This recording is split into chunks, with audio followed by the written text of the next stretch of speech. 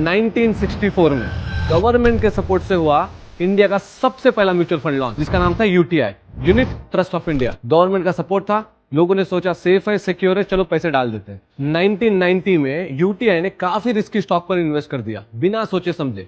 सरकारी काम है, ऐसे ही होता है। 2001 में सब कुछ गिर गया। टाइम मिले तो US 64 सर्च कर लेना।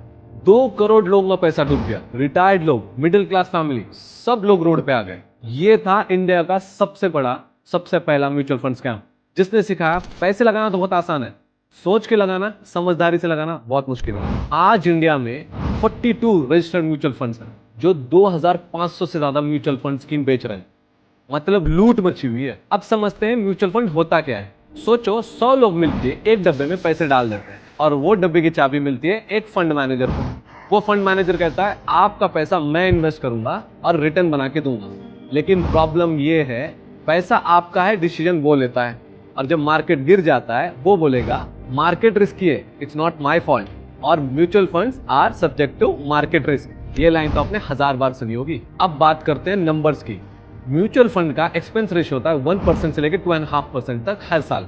आपका प्रॉफिट हो या लॉस हो, ये फीस तो कटेगी। एग्जिट लोड होता है 1% अगर आपने पैसे जल्दी निकाल लिए, क्योंकि लॉक इन पीरियड होता है। और अगर आपने एजेंट के थ्रू इन्वेस्ट किया है तो उसके हिडन चार्जेस भी कटेंगे, वो भी हर साल। As of 2024, 6 to 7% of India population invest in mutual fund. मतलब 140 करोड़ में से 8 से 10 करोड़ लोग म्यूचुअल फंड में इन्वेस्ट कर रहे हैं। अब बात करते हैं लोग म्यूचुअल फंड में इन्वेस्ट क्यों करते हैं। म्यूचुअल फंड सही है, ये एड हर दूसरे मिनट में आपने टीवी पे देखा होगा। मतलब आप ही के पैसों से एड रन करेंगे और आप ही को दिखाएंगे। क्या आपने बिटकॉइन का एड देखा है टीवी पे? म्यूचुअल फंड सही बोलने वाले अपना खुद का पैसा कहाँ इन्वेस्ट करते हैं? प्राइवेट एसेट्स में और बिटकॉइन में। ये इन्वेस्टमेंट नहीं, मार्केटिंग बेस्ड ट्रैप है। अब बात करेंगे हमारे बिटकॉइन की।